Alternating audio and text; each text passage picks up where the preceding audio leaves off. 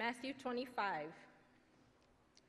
Again, it will be like a man going on a journey who called his servants and entrusted his property to them. To one he gave 5 talents of money, to another 2 talents, and to another 1 talent, each according to his ability. Then he went on his journey. The man who had received the 5 talents went at once and put his money to work and gained 5 more. So also the one with 2 talents gained 2 more. But the man who had received the 1 talent went off, dug a hole in the ground, and hid his master's money. After a long time, the master of these servants returned and settled accounts with them. The man who had received the 5 talents brought the other 5.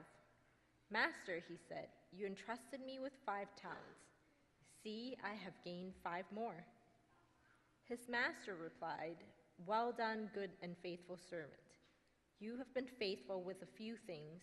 I will put you in charge of many things. Come and share your master's happiness. The man with the 2 talents also came. Master, he said, you entrusted me with 2 talents. See, I have gained 2 more. His master replied, well done, good and faithful servant. You have been faithful with a few things. I will put you in charge of many things. Come and share your master's happiness. Then the man who had received the 1 talent came. Master, he said, I knew that you are a hard man, harvesting where you have not sown and gathering where you have not scattered seeds. So I was afraid and went out and hid your talent in the ground.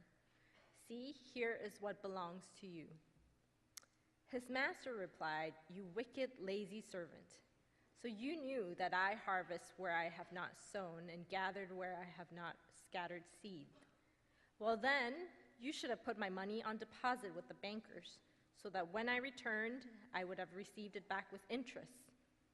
Take the talent from him and give it to the one who has the 10 talents. For everyone who has will be given more, and he will have an abundance. Whoever does not have, even what he has will be taken away from him. And throw that worthless servant outside into the darkness, where there will be weeping and gnashing of teeth. Today's speaker is Todd Engelsen.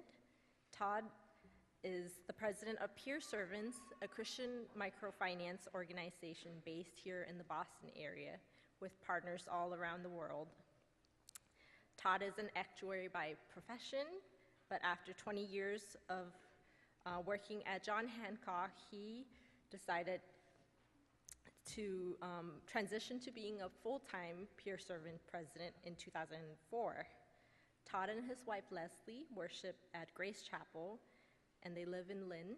They're parents to Ayak, their daughter from South Sudan, who now lives in British Columbia with her 2 children, so Todd's 2 grandchildren.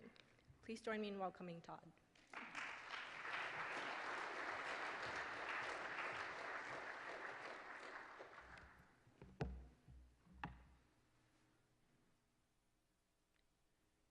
Let's see, oh yes, this mic is working.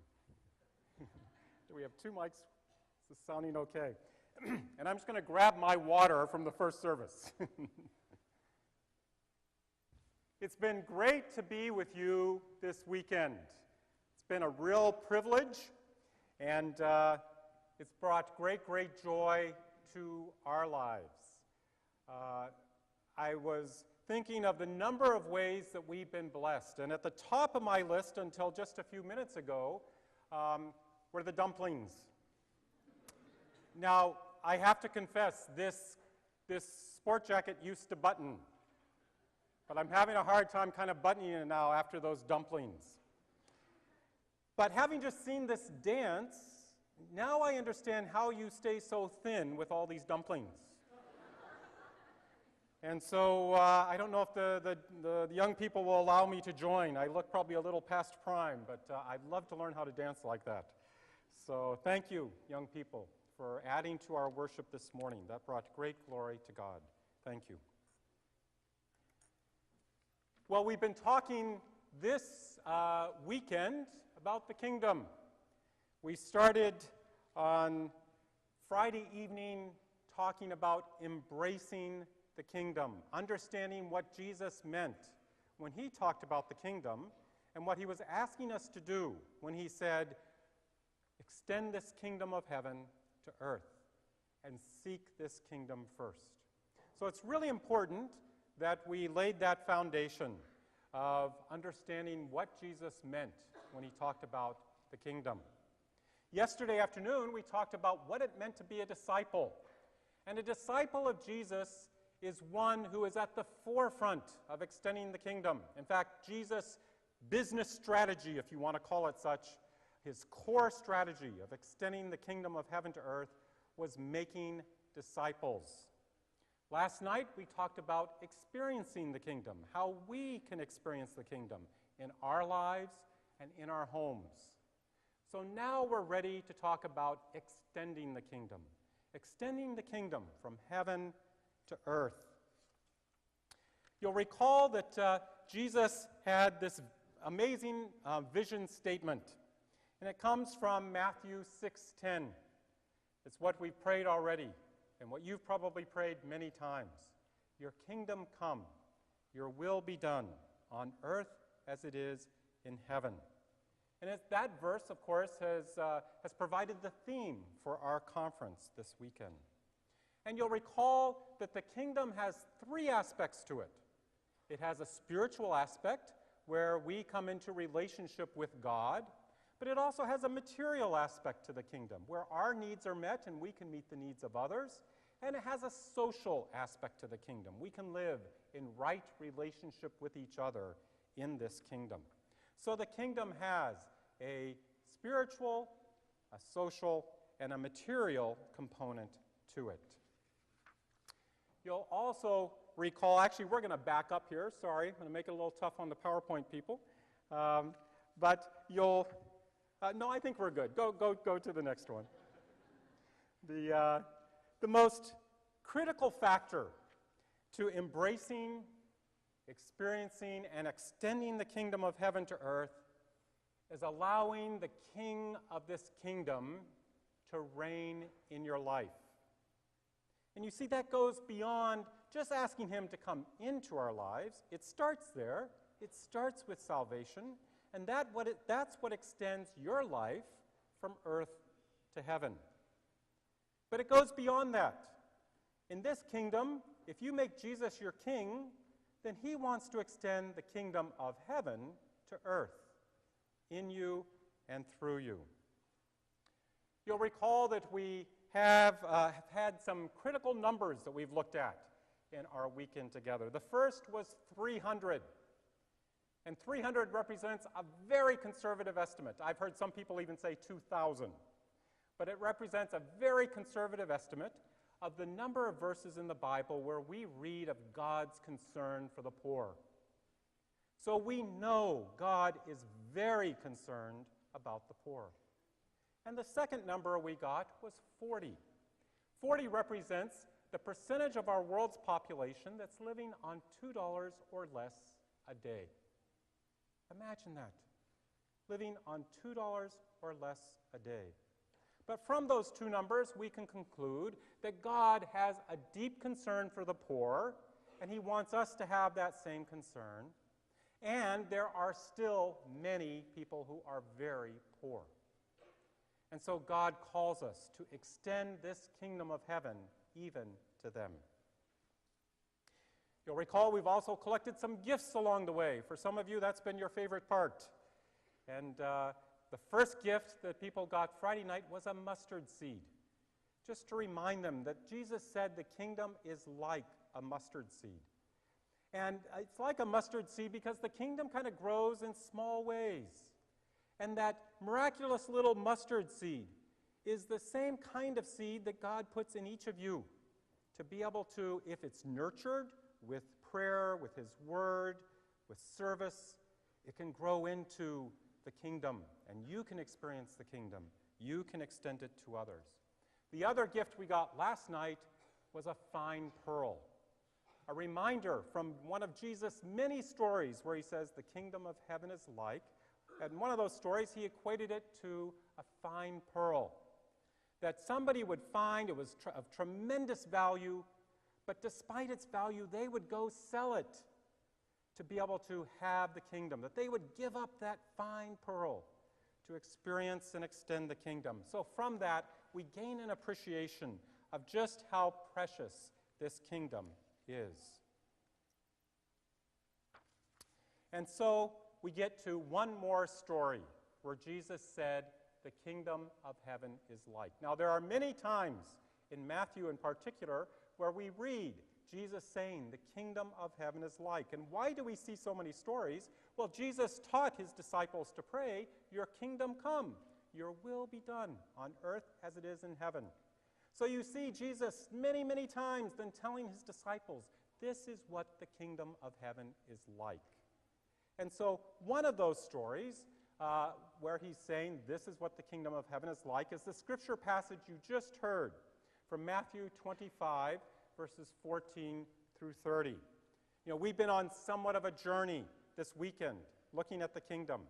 This is a kingdom story of a journey where a master decides to go on his journey and he entrusts his wealth to 3 servants. There's one servant that he gives 5 bags of gold or talents. It depends on the translation that you use. I'm going to choose to use bags of gold. I think it helps us relate to it a little better. So one servant gets 5 bags of gold. Another gets 2, and another gets 1. You know the story, but the servant who got 5 bags of gold brings back 10. And he receives the high praise of his master for turning 5 bags into 10. The one who received 2 comes back with 4 and also receives high praise from the master from turning the 2 bags of gold into 4. But the one who received just 1 has only 1 to return to the master, and the master has anything but praise for that servant. In fact, the master calls that servant lazy and wicked. In fact, the master takes that 1 bag of gold that servant had, and he goes and he gives it to the master, or to the servant who had 10, so that servant has 11. So what do we learn about the kingdom of heaven from this story? Because remember, this story actually starts with Jesus saying the kingdom of heaven is like when he tells this story. And I think the first thing we learn is that the priority in our lives should be on extending God's kingdom, not enlarging our own barns. You know, for many years, when I read this story, I thought the servants were getting the money. And, you know, how great that would be if you were a servant and all of a sudden you have 11 bags of gold. You know, you wouldn't need to be a servant anymore if you had 11 bags of gold. But that's not how the story goes. You see, the master was entrusting his wealth to the servants to use it well while he was away. With the possible exception of that 1 bag of gold taken from the 3rd servant and given to the 1st, it appears that all the bags of gold came back to the master. There were other rewards that were coming to the 2 servants who expanded their master's wealth, but it wasn't in the bags of gold. And the same is true in the kingdom. Jesus calls us to make extending the kingdom our top priority. We should seek it before all other things. Yet, we live in a world far more focused on trying to enlarge our own barns. And even as an evangelical church, we haven't looked much different than the world. Jesus referred to such people as fools. What is the priority in your life? The only way we're going to accomplish this huge task of extending the kingdom of heaven to earth is if we realize Jesus' vision and we help it become reality by seeking the kingdom and extending it as our very top priority. I want to read a quote from this book. It's Living Like Jesus by an author called Ronald Sider. And in his introduction, he talks about kind of an imaginary conversation between the archangel Gabriel and Jesus when Jesus returned from his time on earth. And this is what he says. This is Gabriel. Gabriel speaking, well, how did it go, Jesus? Did you complete your mission and save the world? Well, yes and no, Jesus replies. I modeled a godly life for about 30 years.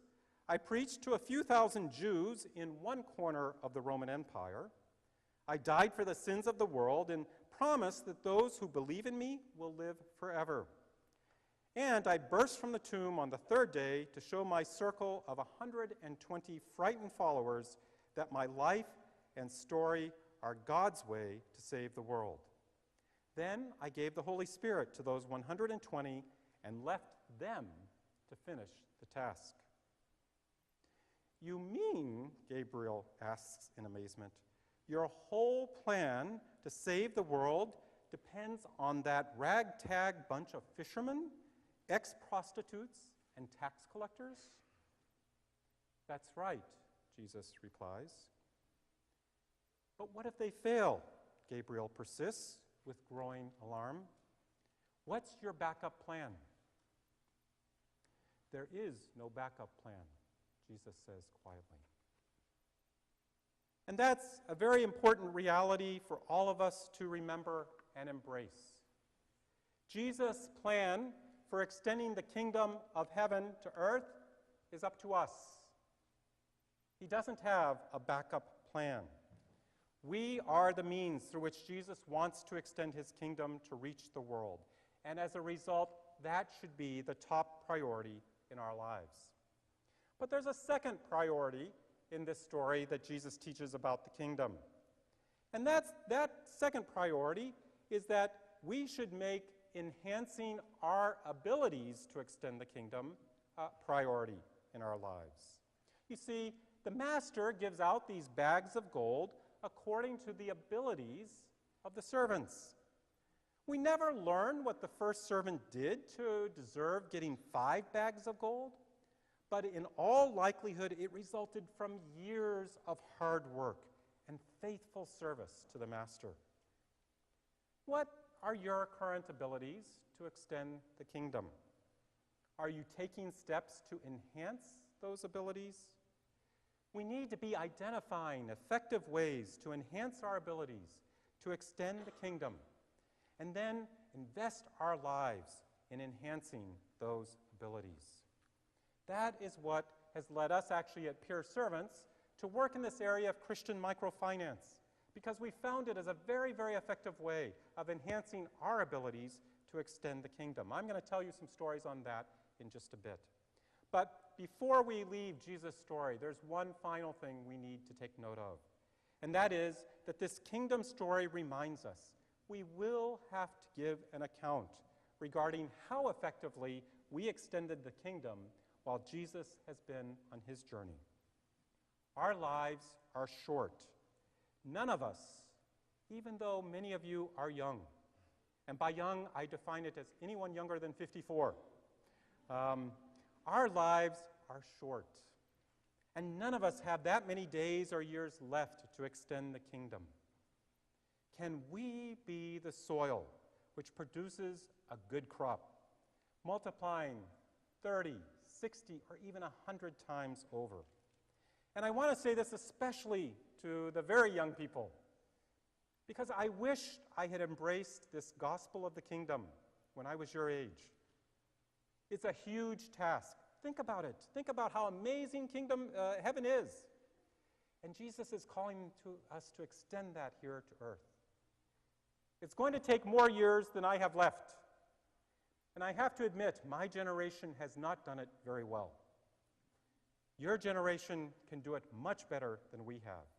But start now, understanding what the kingdom is, seeking the kingdom first, and making it a priority in your life to extend the kingdom of heaven to earth. You know, as I travel each year, I have the tremendous privilege of meeting people who are on the front lines of extending the kingdom of heaven to earth. And they're constantly working on their ability to more effectively extend the kingdom. Earlier this year, I was in Guatemala with our partner called Potter's House. And they were celebrating 30 years of extending the kingdom of heaven to the people living in one of the largest dumps in Latin America. There, only through video, I met someone who impressed me greatly as one who was extending the kingdom.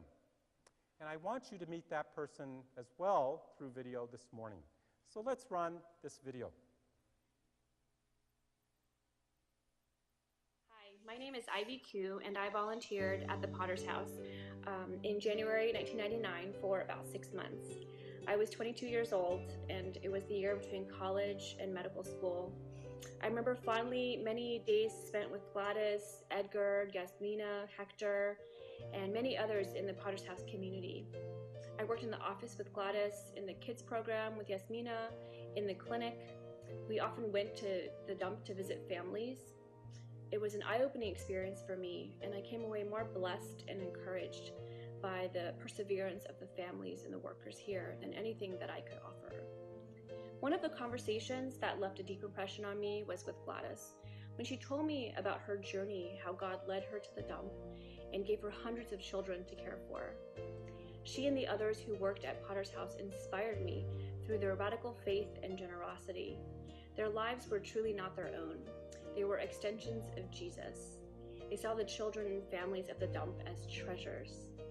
It is easy for us visitors to come for a short period, gather some cool experiences, and go back to our comfortable lives in the U.S. But for the staff here, it is a labor of love, for some a lifetime. My mother is a typical worried Chinese mom, and at first she was against me coming to Guatemala and delaying my studies. But during my time here in Central America, my mom told me that her faith grew a lot. She had to trust in God more because her baby was out of her reach. After hearing my stories about Potter's House and coming to visit herself, she became an outspoken supporter of the work here. My parents are founding members of the Atlanta Chinese Christian Church, which, unbeknownst to me at the time, began to support the Potter's House. It's natural for a Chinese church to care about spreading the gospel in China, but I'm really excited that a first-generation Chinese church cares about the poor in Guatemala. Even though I have not had the chance to return to the Potter's House, I think of you often. Every time I have a patient who asks me how I speak Spanish, every time my husband travels to Africa and Southeast Asia, also to fight global poverty. I now have 2 girls of my own, Karina and Chloe, and I hope to bring them to the Potter's House one day so their eyes can be open to the poor, but also to the love, community, and the hope that can exist because of Jesus. Girls, do you have a message? 1, 2, 3. Cristo vive! Cristo vive, Christ lives. So I hope you paid attention as Ivy described the Guatemalans who are on the cutting edge of extending the kingdom. How did she describe them? She described them by their radical faithfulness and generosity. They did not see their lives as their own, but they were extensions of Jesus. And when they looked at the materially poor, they saw treasures. We've got a schizophrenic PowerPoint, it looks like. Somebody lay hands on that, huh? And did you catch how Ivy herself was used by God to extend the kingdom? Not only through her own life, but in her mother's life, the life of her church, and the lives of her daughters, who closed the video with Cristo vive. That's an example of somebody who took some time in between her undergraduate years and her medical school to go and embrace the materially poor, to go where Jesus would go. And you can see how it's transformed her life by experiencing the kingdom and being able to extend it. And that brings us to our key question for this morning. That question is this: how are you extending the kingdom of heaven to earth? Is today the day that you need to reprioritize some things in your life to extend more of the kingdom of heaven? First, into your home, maybe into your workplace or the neighborhood, your church, perhaps some of you even to the ends of the earth. Please don't allow the sun to set today before you meet with God and say, God, what reprioritizations do I need to do so that my mission in life aligns with your mission? Now, I want to talk about some steps you can take to enhance your abilities to be more effective in extending the kingdom.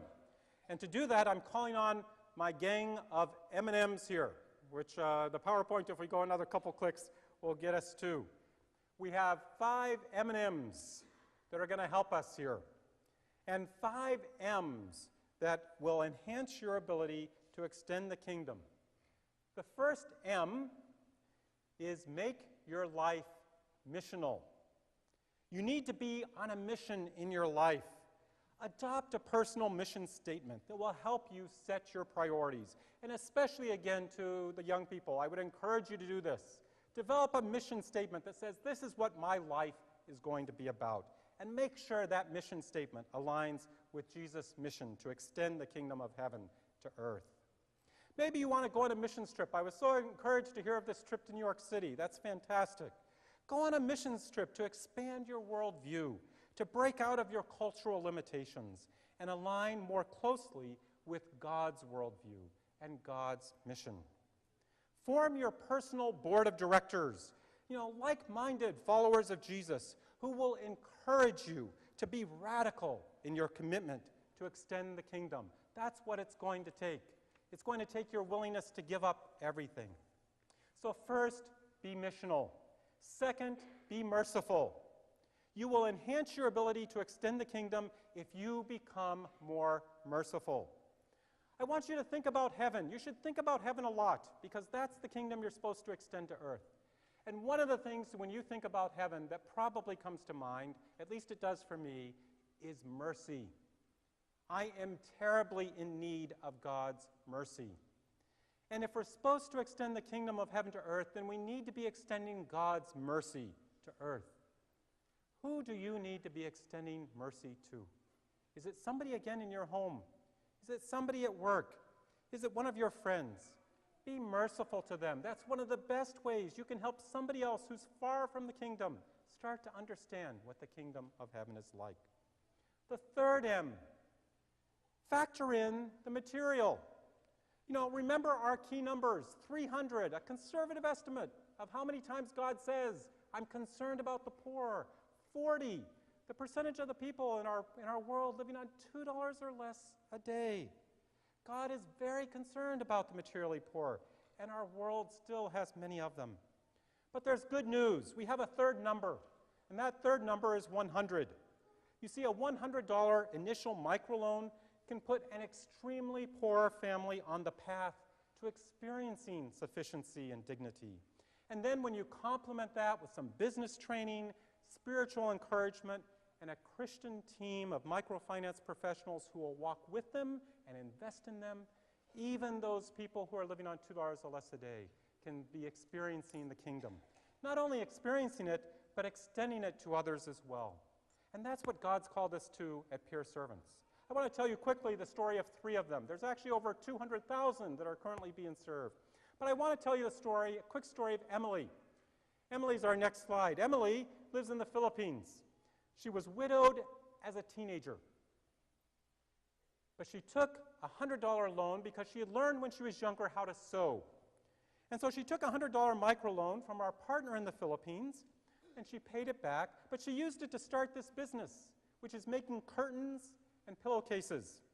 And she got larger and larger loans so that she could build that business to eventually employ 20 people and to sell her curtains and her pillowcases through 20 wholesalers.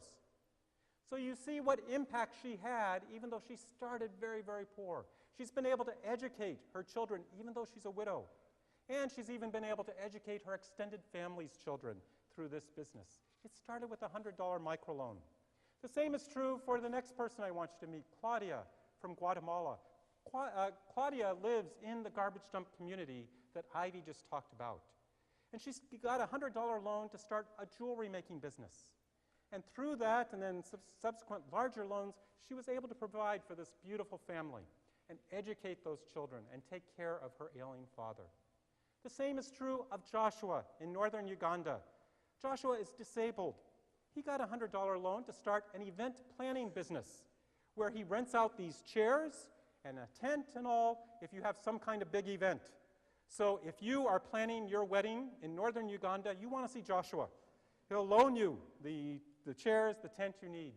Through that business, Joshua has been able to create jobs for other disabled people. So you see how the kingdom grows. $100 is like a mustard seed to us, but that's how the kingdom can grow. So there's a material aspect to it. The fourth M of our M&Ms is, if you want to enhance your ability to extend the kingdom, you have to approach the mission as mutual. The very people you think God is sending you to may be the people God is sending to you. You even heard it when our sister was speaking about the trip to New York City, how the children were blessing them as much as they were blessing the children. That's often how God works. We have hundreds of peer servants volunteers who work closely with our microfinance partners and their clients, and they have returned, wanting to give, but they have returned having received far more than they have given. So one of the ways to be the most effective, especially in extending the kingdom of heaven to the materially poor, is to approach it with a perspective that many times it's actually better to receive than give. I know Jesus said it's better to give than receive. Someday we're going to have a debate. I'm going to have a debate with Jesus on this one. I know I'm going to lose, but we're still going to have it because often it's actually better to receive from somebody than to give because you're affirming their humanity and who God has made them to be. And finally, our fifth M, enhancing your ability to extend the kingdom makes your life very meaningful. It will allow you to become like the first servant, the one who got 5, not the third. But it will take intentionality and a willingness to work hard to enhance your ability to extend the kingdom. So remember these 5 M&Ms if you want to enhance your ability to extend the kingdom. Make your life missional, become more merciful, factor in the material, approach your mission as mutual, and enhance your ability by making your life more meaningful. Well, I have 1 minute to give you your gift. So are you ready? You've already received a mustard seed, a fine pearl. The gift I want to give you today is a baton. You see, the baton is a reminder that we are all called to extend the kingdom of heaven to others, and that we are not in this race alone. Think of it as a relay. Who often wins the relay race? It isn't necessarily the one who runs the fastest. Often it's the one who can pass the baton the most effectively.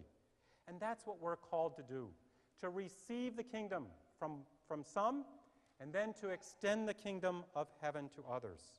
And if you do that, if you pass that baton well, many others will be able to experience more of the kingdom of heaven on earth as well. So we've had a wonderful weekend together here talking about the kingdom. And I really want to thank all of you. You have extended the kingdom of heaven to us. And I know that if we work together, we can not only embrace the kingdom, we can not only experience the kingdom, but we can extend the kingdom on earth as it is in heaven. Let's pray to that end.